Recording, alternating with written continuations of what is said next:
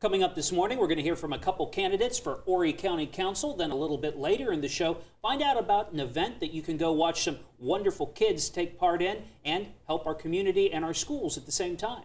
Carolina This Week starts right now. This is Carolina This Week.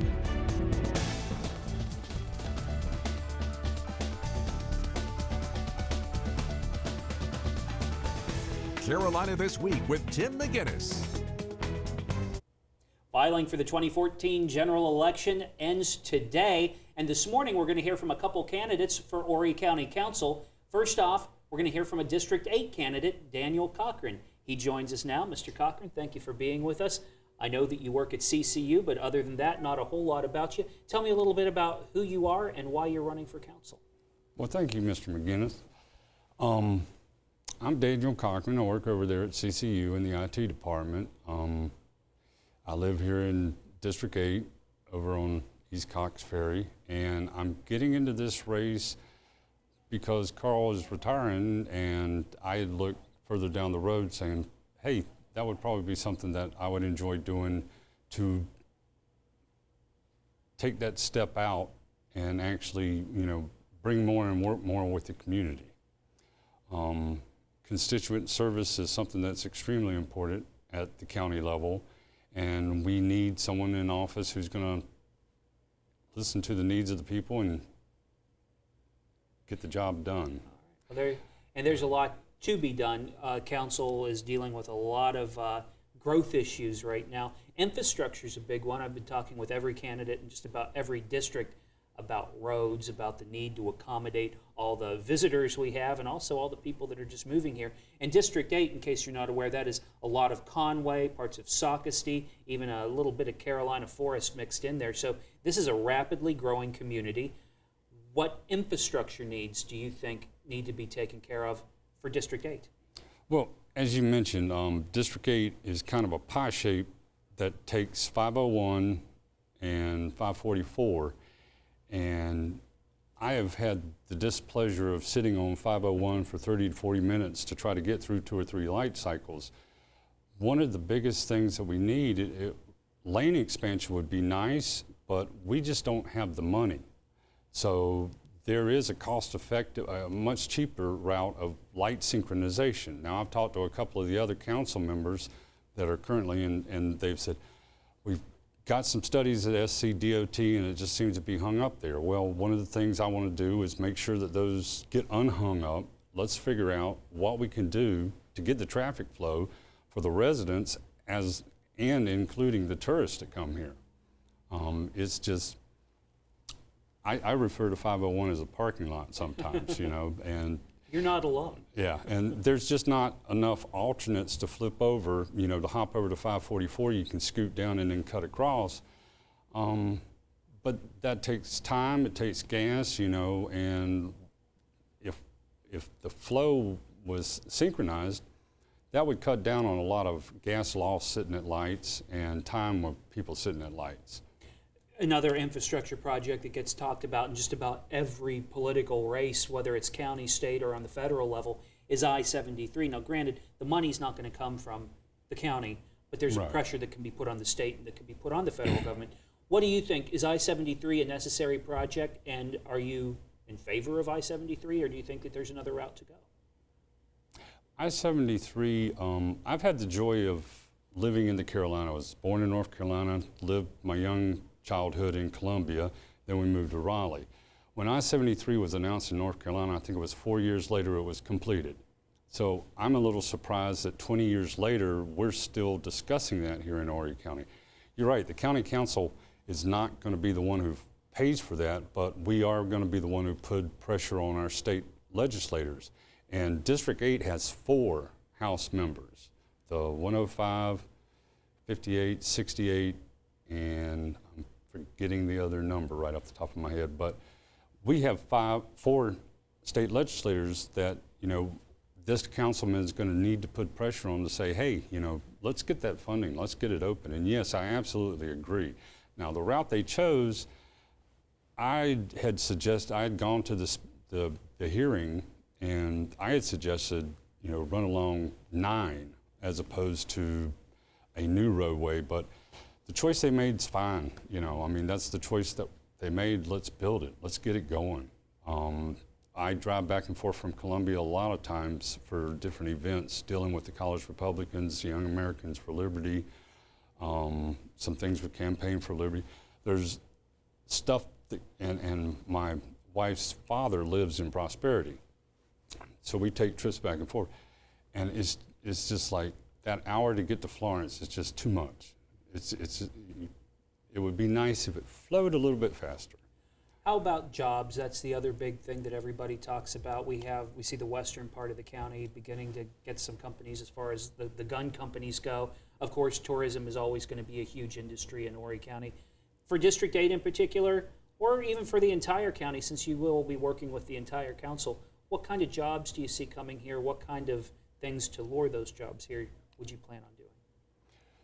One of the key points that I'm running on is I hate losing our well-educated students over here, where they have to go out of state, out of county, to different parts to work. Low-impact businesses would be great for this area, and when I say low impact, you know, I'm not talking about putting a paper mill in here or whatnot, but software companies. Software companies are low impact and high dollar income. You've got your finance, you've got your the programmers, the marketing, the sales, and with our airport, you don't really need to worry about 501. You can fly into the airport and then get straight to, you know, and we've got great conference centers here. So I think it's a win-win plus if we could draw, and I'm a little biased because I've been in software for 25 years, but if we could get a nice software company here, I don't want to reproduce what RTP is, but it would be nice if we pulled on to some of those. I was a teenager when RTP was just starting to get started, and you look at it now, you're just like, wow, you know, 20, 30 years later, that's a great economic boom up there in the Research Triangle Park. I don't want to replicate that here because it gets a little crowded. We want to keep our tourism, but it wouldn't hurt to have like blackballed software. I don't think we'll be able to pull them out of Charleston, but it would be nice if they were here. You know, a couple of thousand employees, and we've got the conference center, we've got the airport, and once we synchronize the lights on 501, they'll be able to get back and forth from work. We're getting back to that one. Let's talk about the way council works together now. It seems like they're pretty cohesive. People tend to get along. They tend to come up with a what's the word I'm looking for? They tend to work together. They tend to come to consensuses. Would you be? How do you think you would fit in? Would you go against the grain? Do you think you would work with the council? No, we need to work together if it's a good project. I mean, yeah, if it's something that just doesn't make any sense, increasing millage, increasing taxes, you'd be hard pressed to get me to jump all over that one. I'd probably be one of the dissenting votes there. But when that's the beauty of it is you know, they get their package. We've talk about things prior to the meetings and kind of get a consensus of this is good for you, this is good for us all, this is going to help everybody.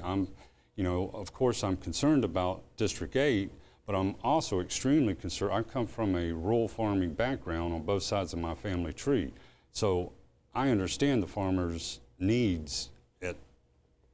You know, so no, I'm not going to sit there and vote for something that, okay, now we're going to put some big manufacturing thing out there and wipe out some farms and, you know, cause congestion, this, that, and the other out there. That would just be the wrong thing to do. I'm sorry. Last question for you, in just a few seconds for this one, but why should I vote for you? You should vote for me because I need your vote. No, you should vote for me because I'm going to carry the constituents' needs to the county council. I'm going to look out for the people here in the 8th district, and I've got 6+ years county government experience coming from Arizona with the software company we had. I know the interworkings of how the county government can be good and how it can sometimes be bad, so those are things to look out for. And what I hope to do is through my website, basically make more transparency. A lot of the times I don't know what county council's going on about. Where we can get a notice on Thursdays or Fridays, why not throw something out there and say, here's what we're going to be discussing on Tuesday. What do you think about this? Give me some feedback. Show up at the meeting. And if we could get more people educated as to what we're doing, then they'll have buy-in to what the council is doing as a whole to try to better our community here in Horry County. Daniel Cochran, candidate for District 8, Horry County Council. Thanks for being with me this morning. Well, thank you very much. All right. Stay with us. When we come back, you're going to hear from Cliff Smith, who's one of the several candidates for Horry County District 5. We'll be right back.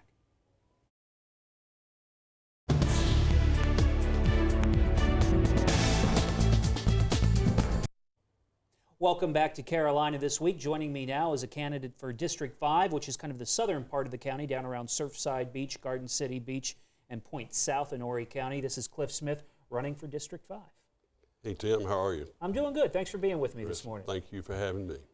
Who are you? Why are you running for District 5 County Council? Well, I moved to Horry County, District 5, 33 years ago.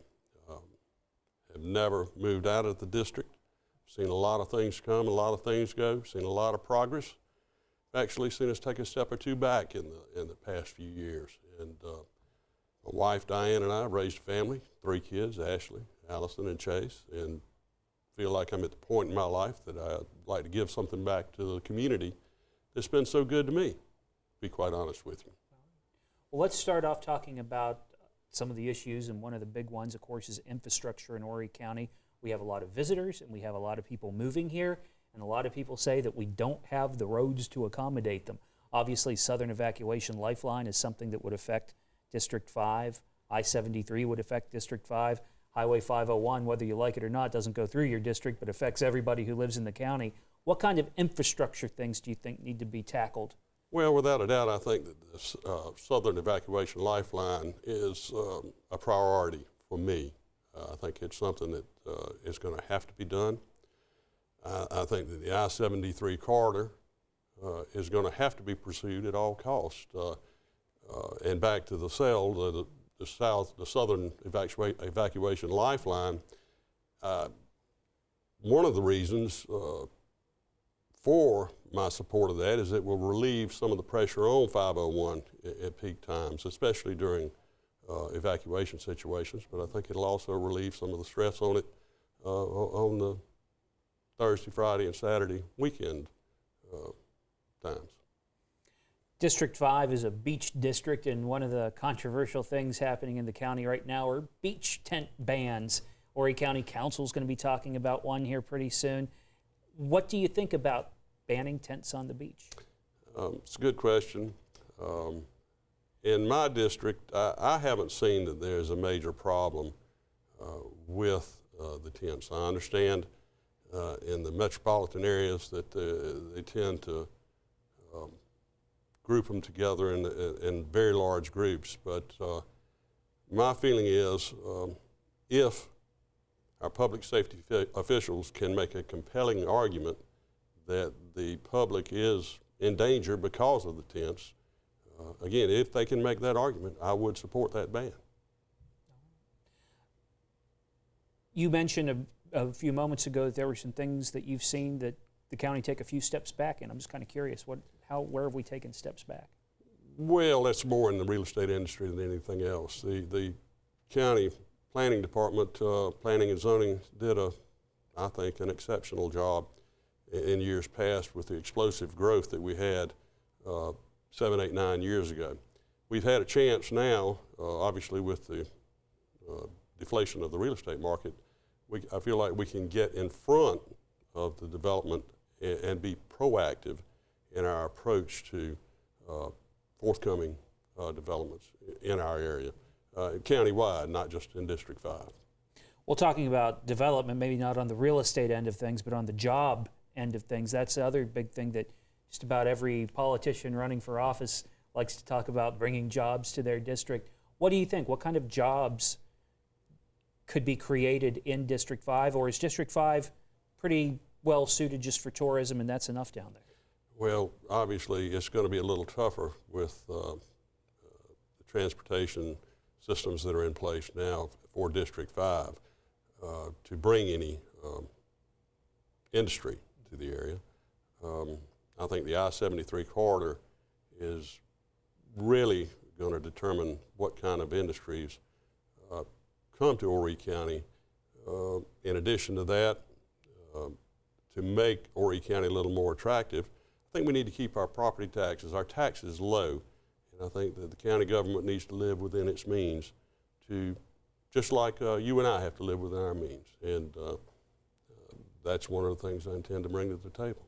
Let's talk a little bit about crime in the community. Sometimes there's a high perception of crime, regardless whether crime rates are up or down. What do you think about crime? District 5, countywide, are we doing the right things to tackle crime in our county? I think that county government has done a great job. Would actually commend them. Crime in my district it does not appear to be a major problem, and I think they've done a good job in handling it top down, from the chief to the patrol officers. Another question I've been asking everybody is about how the council works. It seems right now that it's a pretty cohesive council. They build a consensus and move forward. Sometimes not everybody agrees, but for the most part, they try to all talk things out and get on the same page. If you become a council member, how do you think you'll behave on council? Will you go against the grain? Will you go with the grain? What do you see? How do you see yourself fitting in there? Well, first of all, I would represent the citizens of District 5. The next level would be communicating and getting along with the council members, and I think that I can do that, and I certainly don't think it would be a problem. And moving forward, I'd look to build some real coalitions moving forward to help the county move forward. All right. Well, last question for you. Okay. Why should I vote for you? Well, I think I've said coming in, I've got 33 years of business experience. I have made the tough decisions. I've balanced budgets. I've made payrolls, and I can make those decisions for Horry County. And I feel like I'm the best suited based upon my business background. All right. Cliff Smith, candidate for District 5, Horry County Council. Thank you for talking with me this morning. Thank you. All right. I enjoyed it. All right. Well, stay with us. When we come back, we're going to hear from a Rotary Club in Myrtle Beach that's putting on a big show next Sunday. Why you don't want to miss it is coming up.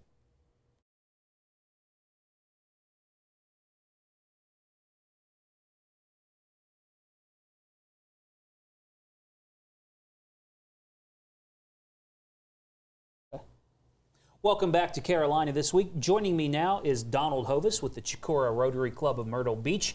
Also, one of Ed Piotrowski's top photographers. You can see Donald's pictures on a lot of newscasts. Thanks for being with us, Donald. You have the Chicora Rotary Club has an event coming up called Waves of the Future. This involves Horry County school students. Tell me a little bit about it. Sure, Tim. Thanks for having me. And Waves of the Future this is the second annual Waves of the Future program. It's a celebration of Horry County schools. It'll be at the Carolina Opry coming up on Sunday, April the 6th. It's going to feature theatrical talents from the school systems. Right now we have 16 schools going to participate. Just under 700 students actually going to be on stage throughout the day. So it's a program for everyone. Well, that's a huge chunk of the population of Horry County schools. It's tremendous. And things like Sockasty and Carolina Forest, we know they do ragtime and they've just done Shrek. Well, they're going to do performances not like that, but they're going to do performances in the event that's going to make it one of those events you definitely want to be a part of. Cool. Let's check it. We have some video from years past. I believe this was last year's? That's correct. And this is done at the Carolina Opry, so the production value is really high for something like this. Yeah, I mean, I don't think these kids maybe have never performed on the stage like this before, at least maybe in front of an audience like this before. So I know I'm excited, and I know they're getting excited for it as well. Now, how much does it cost if you want to attend? Tim, there's various ticket prices based on where you sit in the auditorium. We just ask you to call the Carolina Opry for tickets, 843-913-4000. Obviously, if you have a family, it's a good thing Definitely. to take them to, or Definitely. if maybe kids are out of the house and you want to go see what it's like to have kids around you again, go see it. I'm telling you, last year, every group got a standing ovation, so I'm sure this year is going to be tremendous. All right. Now, the money that you do pay to go see this Sure. obviously is going to go toward Rotary. What kind of work does Rotary do in the community? And I know they do a lot of great work around the world. Sure. A large portion of this fundraiser will go right back to Horry County Schools in their fine arts program, so the money goes right back into the community. We also will help give dictionaries to local kids, and it'll also help put shoes on the feet of needy children in the local community as well. All right, well, that's fantastic. Let's put up the information so if people are interested in taking part, they can. It's, again, called Waves of the Future. It's at the Carolina Opry. Happens Sunday, April 6th at 4 p.m. Of course, you can buy tickets in advance. That's correct. Call 843-913-4000. That's the Carolina Opry's number, so let them know what you're looking for. Exactly. Or head to wavesofthefuture.com and you can sign up for it online. All right, well, Donald Hovis, thanks for being with us this morning, and hopefully everybody will get out and support Waves of the Future. Thank you, Tim. Appreciate it. Stay with us. We'll be right back with more Carolina This Week. That's all for Carolina This Week. Hope to see you back here next Sunday morning at 11, where we'll continue our discussions with people who are running for office. Have a great week.